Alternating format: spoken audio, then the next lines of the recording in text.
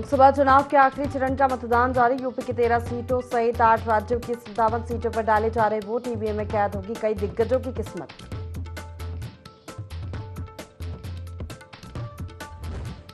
वाराणसी में सिक्किम के राज्यपाल लक्ष्मण आचार्य ने शपथ में किया मतदान। बोले, मतदान अधिकार और कर्तव्य दोनों है। लोगों से की ज्यादा से ज्यादा मतदान करने की अपील।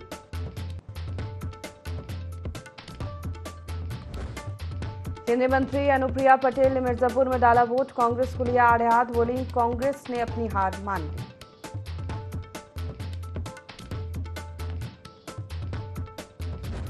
हरदोई में पाली गोलीकांड के आरोपियों और पुलिस की मुठभेड़। एक आरोपी गोली लगने से घायल। मृतक के परिजन कर रहे दोषियों के घर बुलडोजर चलवाने की मांग।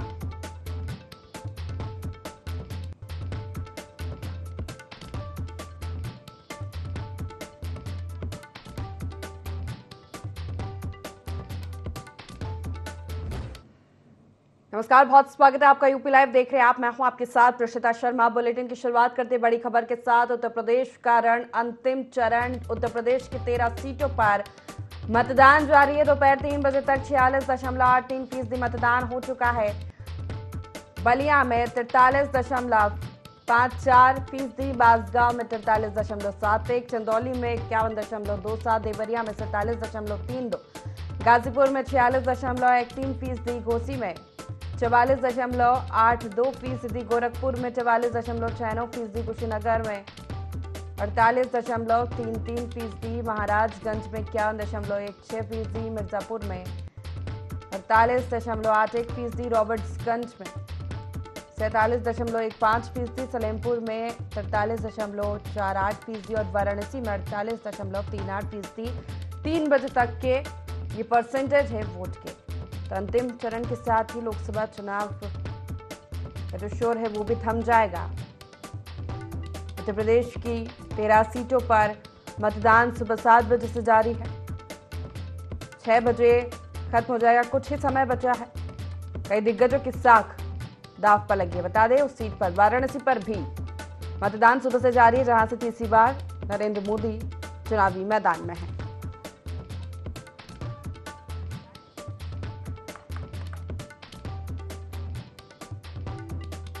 तो अपडेट ले लेते हैं। हमारे साथ विशेष संवाददाता अश्वनी अवस्थी लाइव जुड़ गया। अश्वनी, 13 सीटों पर उत्तर प्रदेश की मतदान सुबह से जारी है। अब कुछ ही समय बचा है, मतदान खत्म हो जाएगा। इसी के साथ लोकसभा चुनाव का जो शोर है वो भी खत्म हो जाएगा। वोटिंग को लेकर क्या कुछ अपडेट?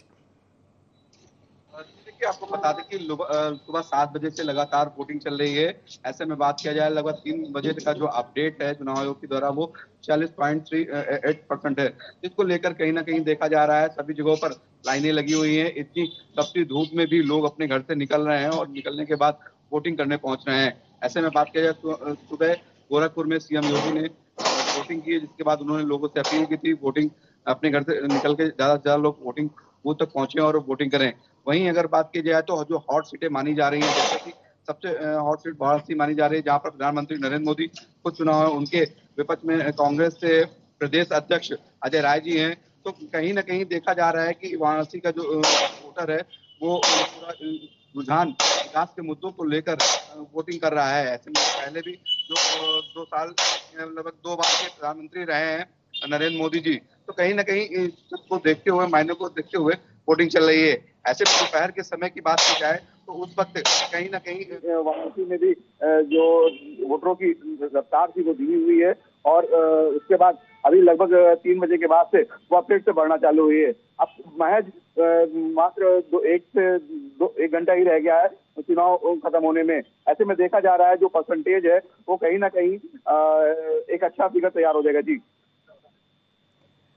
बिल्कुल अश्वनी, जिस तरह वोट परसेंट सामने आया उसके बाद अगर देखा जाए तो ये कुछ ही समय बचा है, मतदान खत्म हो जाएगा। इंतजार रहेगा एग्जिट पोल का। उत्तर प्रदेश में अगर देखा जाए अश्वनी, क्या स्थिति, क्या समीकरण समझ में आ रहे हैं? जी देखिए, आपको साफ तौर से बता दें कि 2019 का चुनाव देखा जाए जिस प्रकार से अगर बात की जाए तो लगभग 9 सीटें जो थी वो भारतीय जनता पार्टी के पास थी। वहीं उनके सहयोगी दल अपना दल के पास में भी 2 सीटें थी। तो टोटल 11 सीटें भारतीय जनता पार्टी के पाले में मानी जाती हैं। वहीं अन्य अगर आज की जो 13 सीटें हो रही हैं उनमें से 2 सीटें जो हैं वो एक बसपा के पास में थी और एक सपा के पास में थी।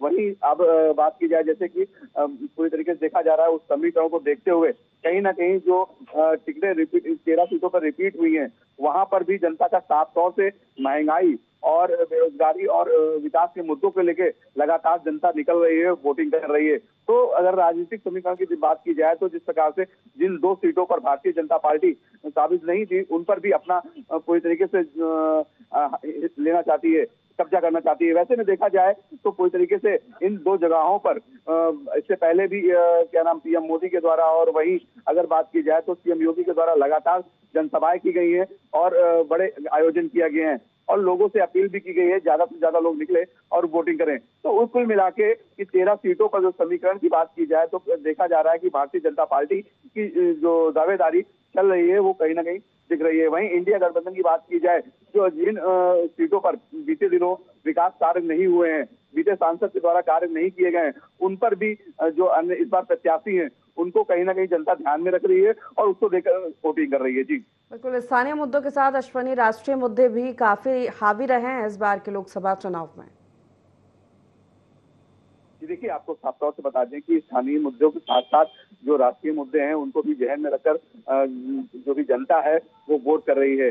अगर बात करें तो जिस प्रकार से जो मुद्दे हैं वो कहीं ना कहीं महंगाई, बेरोजगारी और बात की जाए तो विकास के मुद्दे अहम हैं। उनको लेकर साफ तौर से उनका कहना है कि जो प्रत्याशी इससे पहले भी रहे हैं और अगर मौजूदा समय में जो प्रत्याशी वहाँ के सांसद हैं, अब जैसे कि बात की जाए तो गोरखपुर से अगर बात करें तो अभी महज कुछ ही समय के रवि किशन वहाँ के सांसद रहे हैं। अब उनके द्वारा फिर से उनको मौका मिला है, भारतीय जनता पार्टी ने उन पर दांव आजमाया है, तो कहीं ना कहीं वो फिर से वहाँ का विकास करेंगे, जिसको लेकर वो जनता के बीच में गए थे और जनता से उन्होंने वोट की अपील की थी। तो लगता है कि जिस प्रकार से रवि किशन का देखा जाए गोरखपुर से तो उनको महज 1.5 साल ही मिले थे। ऐसे में कहीं ना कहीं आने वाले समय में उनको ज्यादा समय मिल सके, 5 साल मिलेंगे तो विकास कार्य होंगे, जिसको लेकर जनता का रुझान बन रहा है। जी चलिए अश्विनी, बहुत शुक्रिया तमाम अपडेट देने के लिए। हमारे साथ फोन लाइन पर मोहम्मद इरफान जुड़ गए। मोहम्मद, क्या कुछ अपडेट है वोटिंग को लेकर?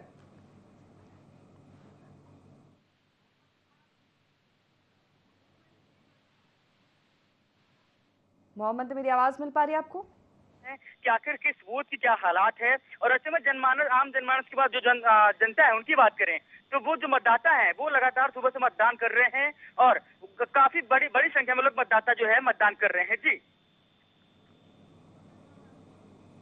चलिए मोहम्मद, बहुत शुक्रिया तमाम जानकारी देने के लिए।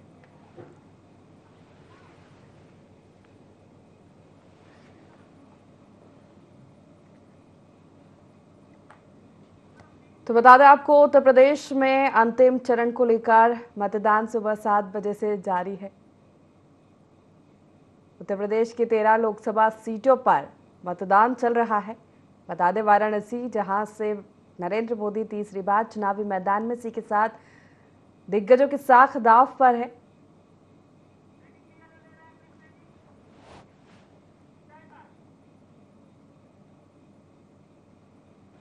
चलिए कुशीनगर से बड़ी खबर का रुख कर लेते हैं। ड्यूटी के दौरान बीएलओ बीमार, भीषण गर्मी के चलते तबीयत बिगड़ी है। सीएचसी अस्पताल में भर्ती कराया गया है। बीएलओ ज्ञान प्रकाश सिंह की तबीयत बिगड़ी। कसिया नगर की बूथ संख्या 279 पर ड्यूटी लगी थी।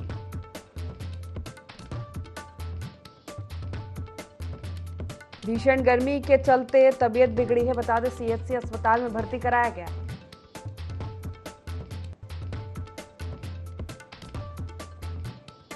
बीएलओ ज्ञान प्रकाश सिंह की तबीयत बिगड़ी ड्यूटी के दौरान। कसिया नगर के बूथ पर उनकी ड्यूटी लगी थी। सीएचसी में भर्ती कराया गया है।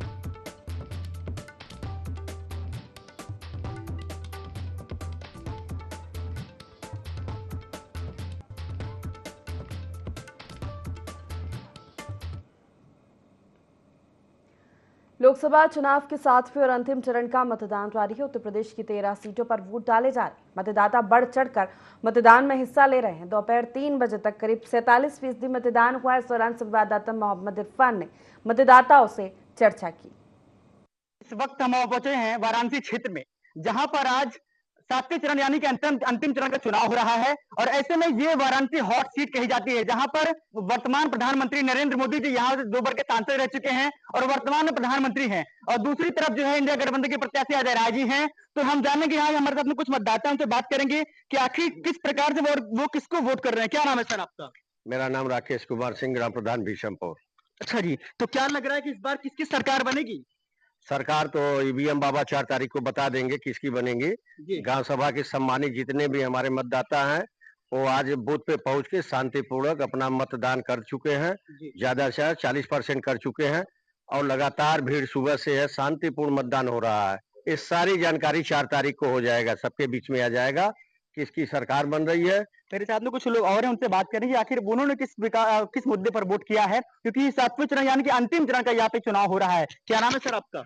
रविंद्र कुमार सिंह, व्यापार मंडल अध्यक्ष सेवापुरी। तो अध्यक्ष जी ये बताएं कि किस मुद्दे पे आप लोग वोट कर रहे हैं इस बार? हम लोग विकास के मुद्दे पे वोट कर रहे हैं। विकास के मुद्दे पे वोट कर रहे हैं? देश के मुद्दे पे वोट कर रहा हूँ।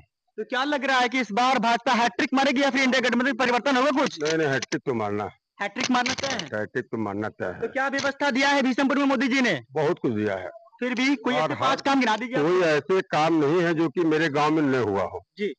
लोग इसी से आदर्श गांव कहते हैं भीषमपुर को। बिजली की क्या व्यवस्था है, सड़क की क्या व्यवस्था है? 24 घंटा बिजली रहती है।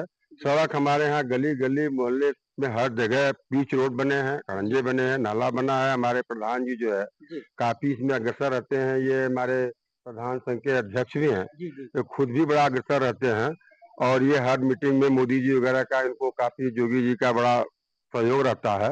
ये बहुत कुछ कराए हैं गांव क्षेत्र में और अन्य पूरे जिले के जितने भी ग्राम प्रधान हैं सबका बड़ा भरपूर सहयोग देते हैं और साथ में रह करके जो है विकास कार्य। मेरे साथ में कुछ लोग और हैं जो मतदाता हैं यहाँ के, उनसे जानेंगे किस प्रकार से वोटिंग कर रहे हैं। क्या नाम है सर आपका? मैं दिनेश कुमार सिंह। दिनेश कुमार सिंह जी। तो किसको वोट कर रहे हैं आप इस बार? क्या लग रहा है कि इस बार किसकी सरकार बनेगी? देखिए हमने तो अपना मत ईवीएम बाबा को दे दिया। अच्छा। अब वो बताएंगे आपको कि 4 तारीख को कि किसकी सरकार बन रही है। बड़ी अच्छी बात कही आपने कि ईवीएम बाबा को दे दिया आपने। तो क्या लग रहा है कि ईवीएम बाबा इस बार 4 तारीख किसकी सरकार बनाएंगे? अब ये तो अभी वो भी सोच रहे होंगे कि 4 को हम क्या करें। तो हमारा गांव सभा इसलिए चर्चा में रहता है कि यही एक गांव सभा बनारस जिले का ऐसा गांव सभा है जो न किसी के प्रभाव में चलता है न किसी अभाव में जीता है। ये अपने स्वभाव से जीता है, इसलिए लोगों को दर्द होता है। और चारों तरफ आप कहीं भी गए होंगे तो भीषमपुर का नाम जरूर सुने होंगे बनारस में। और अगर जो बनारस को जानता होगा वो सेवापुरी को जानेगा और जो सेवापुरी को जान गया वो पहले भीषमपुर को जानेगा। इसलिए लोग भीषमपुर की चर्चा चारों तरफ करते हैं। बिजनौर में अज्ञात बदमाशों ने एक शिक्षा मित्र की गोली मारकर हत्या कर दी। रात में बदमाशों ने शिक्षा मित्र पर हमला किया। गोली चलने से गांव में हड़कंप मच गया। वारदात को अंजाम देकर बदमाश फरार हो गए। पुलिस ने मामला दर्ज कर लिया है और बदमाशों की तलाश में छूट गई है। वारदात नेहटोर थाना क्षेत्र के सलेमपुर गांव की है।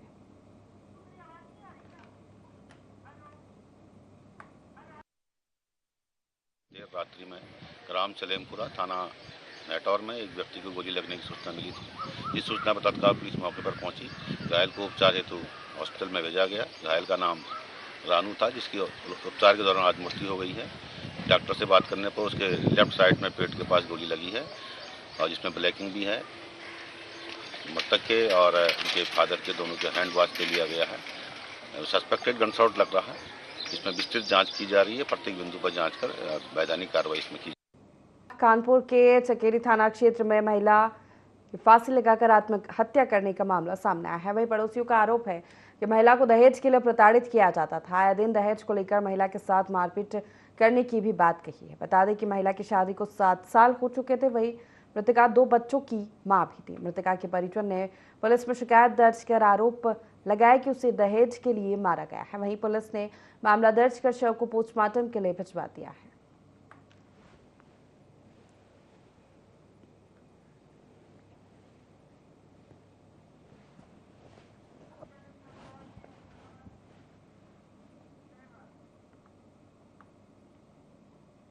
अमरोहा के युवक की दिल्ली में हत्या कर दी गई है। युवक को उसके दोस्तों ने चाकू घोंपकर मौत के घाट उतारा।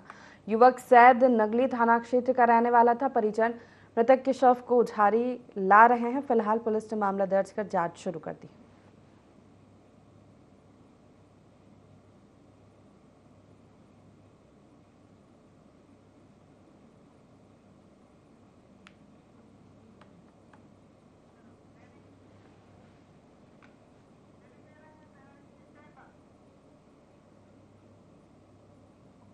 बहराइच में प्रशासन मतगणना की तैयारियों में जुट गया है। किसान डिग्री कॉलेज में मतगणना कर्मचारियों का प्रशिक्षण आयोजित किया गया, जिसमें मतगणना पर्यवेक्षक, माइक्रो ऑब्जर्वर और मतगणना सहायक शामिल हुए। इस मौके पर मौजूद जिलाधिकारी मोनिका रानी ने कहा कि गणना का कार्य अत्यंत महत्वपूर्ण है, इसलिए सभी कर्मचारी पूरी शालीनता, धैर्य और संयम के साथ मतगणना करें।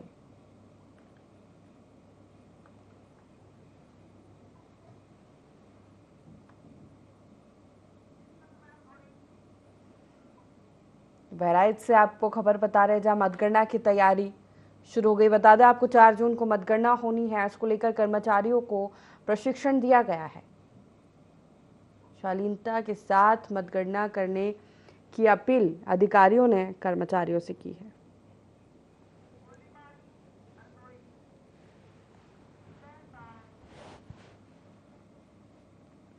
हरदोई के पाली गोलीकांड के आरोपी और पुलिस की मुठभेड़ हुई है, जिसमें एक आरोपी पुलिस की गोली लगने से घायल हो गया।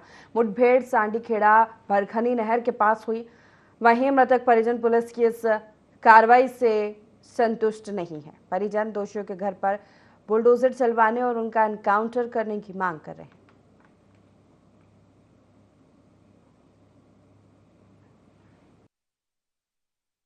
पाली थाने में युवराज सिंह उर्फ ओवी की शाम को हत्या हुई थी। 3 नामजद अभियुक्त थे, उनकी गिरफ्तारी के लिए टीमें लगाई गई थी। ये सभी कहीं बाहर भागने की तलाश में थे। बरखनी रोड के पास सांडीखेड़ा गांव है, वहाँ एक बंद बड़ा खड्डा है, वहाँ पर ये लोग छिपे हुए थे और रात में कहीं निकलने की फिराक में थे।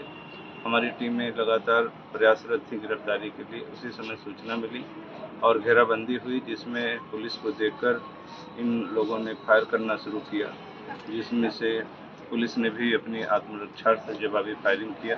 जिसमें कामराम नामक व्यक्ति जो 35 वर्ष की उम्र का है, एक घायल हुआ है और अन्य 4 अपराधी गिरफ्तार हुए हैं, जिनको कल न्यायालय के समक्ष पेश किया जाए। कानपुर की फजलगंज पुलिस ने 2 टप्पेबाजों को गिरफ्तार किया है। आरोपी लोगों के साथ लूट की वारदात को अंजाम देते थे। पकड़े गए आरोपियों के पास से लूटा गया सामान सहित 2 बाइक भी जब्त की है।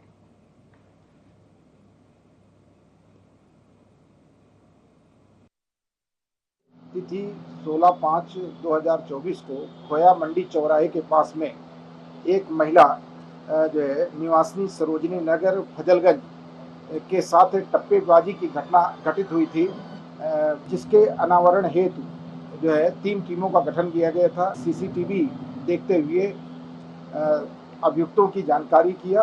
दोनों अभियुक्तों को आज गिरफ्तार किया है। रिजोर पुलिस पर 60 गांठ करके नगला भजुआ के प्लॉट पर कब्जा कराने का आरोप लग रहा है, जिसके बाद पीड़ित एसएसपी कार्यालय पहुंचा है। दरअसल दरबार कोर्ट में जमीन से जुड़ा मामला विचाराधीन है, जिसके बावजूद दबंगों ने उस पर कब्जा कर लिया और कोर्ट को भी चुनौती दे दी है, जिसके बाद रिजोर पुलिस के ऊपर एक तरफा कार्रवाई के आरोप भी लग रहे हैं।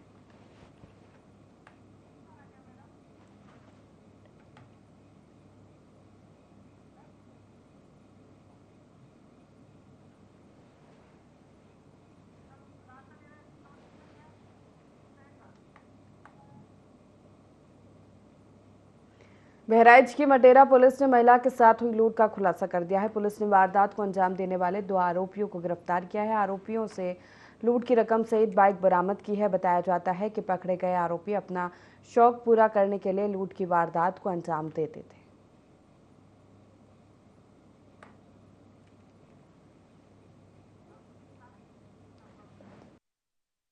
27 मई 2024 को थाना मटेरा के क्षेत्रांतर्गत इंडियन बैंक से दोपहर 2 से 3 बजे के बीच एक बुजुर्ग महिला 50,000 रुपए विड्रॉ करके अपने गांव एघरवा की ओर जा रही थी। ई रिक्शा से वो अपने गांव लौट रही थी और 2 अभियुक्तों ने मोटरसाइकिल पे बैंक से ही उनका पीछा किया और गांव में जब पहुंचने पर वो ई रिक्शा से निकल के अपनी गली में एंटर करी तो एक अभियुक्त मोटरसाइकिल से नीचे उतर के उनके पीछे भागा और उनके हाथ से जो पैकेट था जिसमें उनके 50,000 रुपए नगद, पासबुक और आधार कार्ड था, उसको छीन के मोटरसाइकिल पर फरार हो गए। इस घटना का संज्ञान लेते ही तत्काल हमारी टीम सक्रिय हो गई थी। सुसंगत धाराओं में मुकदमा पंजीकृत कर लिया गया था और तभी से अभियुक्तों की तलाश जारी थी। एससीओ नानपारा के नेतृत्व में दोनों अभियुक्तों को गिरफ्तार कर लिया गया।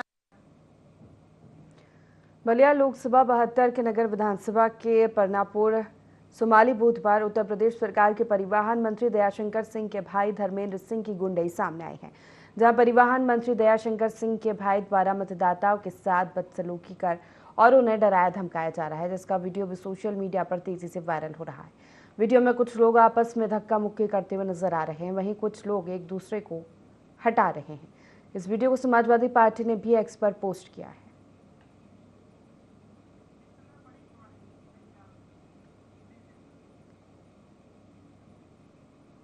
बलिया से खबर आपको बता रहे हैं, जहां परिवहन मंत्री के भाई की दबंगई का ये वीडियो सामने आया है, जहां मतदाताओं के साथ बदसलूकी करते नजर आ रहे। वीडियो सोशल मीडिया पर खूब वायरल हो रहा है। बता दें आपको, सपा ने भी इस वीडियो को एक्स पर पोस्ट किया है।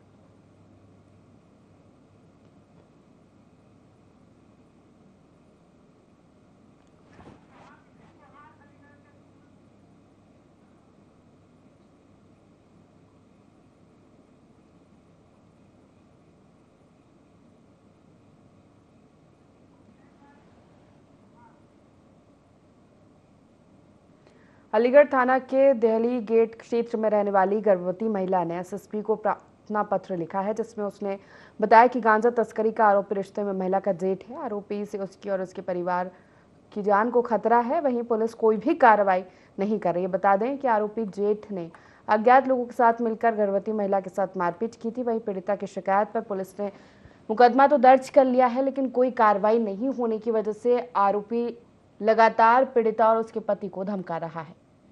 एसएसपी अलीगढ़ ने पीड़िता को भरोसा दिया कि जल्द ही आरोपी के खिलाफ कार्रवाई की जाएगी। हमने पहले ही मुकदमा करा चुके हैं अपनी जेठ के खिलाफ, और उनकी कोई गिरफ्तारी नहीं हो पा रही है। वो वीडियो बना लेते हैं मेरे खाना पीने बनाने के लिए, और मना करते हैं तो हमारे साथ मारपीट करते हैं। कराया है एसएसपी के पास आए, उन्होंने बोला कार्रवाई हो जाएगी, अभी नहीं करी। उन्होंने बोला है कि आप जाइए और आपकी कार्रवाई सुनवाई हो जाएगी यहाँ पे। अलीगढ़ जिले के थाना जबाग क्षेत्र का मामला है, जहां के रहने वाले अजय ठाकुर का आरोप है कि उसने कुछ दिन पहले गांव के एक व्यक्ति से जमीन खरीदी है। वहीं उस जमीन को गांव के रहने वाली ममता देवी भी खरीदना चाहती थी, लेकिन जैसे ही ममता देवी को पता चला कि जमीन को मैंने खरीद लिया है, तो उसने मेरे नाबालिग बच्चों समेत पूरे परिवार पर झूठा मुकदमा कायम करवा दिया है। इसके बाद अजय ठाकुर ने वरिष्ठ पुलिस अधीक्षक से लिखित शिकायत की है, साथ ही कार्रवाई न होने पर आत्महत्या की बात भी कही। परिवार की ममता देवी वाइफ नरोत्तम सिंह, ये आए दिन हमारे घर वालों से, मेरे बच्चों से झगड़ा करती हैं, हमें परेशान करती हैं, झूठा मुकदमा लगवाती है। और उन्होंने हम पे झूठा मुकदमा भी लगवा दिया 19 तारीख को। 452, 352, 506 कई धारा है, 143 वगैरह। न कोई लड़ाई हुई, न झगड़ा। आईओ साहब ने जांच की, कोई भी वाक्य नहीं पाया गया। अब एसएसपी साहब क्या गुहार लगा रही है कि मेरी जांच दूसरे थाने में दो। मुझे और मेरे बच्चों को सब, मेरे बच्चे पढ़ने लिखने वाले हैं और मुझे फंसाना चाह रही है, मेरे बच्चों का भविष्य खराब करना चाह रही है। इनके जेल से मैंने 20 गज जगह ली थी। कुछ 20 गज जगह के पीछे आए दिन मुझसे जलस्ती है, झगड़ा करती है। अब मैं साहब इंसाफ चाहता हूँ, किसी दिन ये मेरे बच्चों को मुझे किसी उल्टे केस में फंसा देंगी और फंसाने डोल ली है साहब। मिर्जापुर से खबर है, जहां केंद्रीय मंत्री अनुप्रिया पटेल ने मतदान किया है। केंद्रीय मंत्री अनुप्रिया पटेल ने मतदान के बाद कहा, जनता का विश्वास उनके साथ है। कांग्रेस के एग्जिट पोल आने वाले बयान पर कहा कि कांग्रेस हताश और निराश है। कांग्रेस ने अपनी हार मान ली है।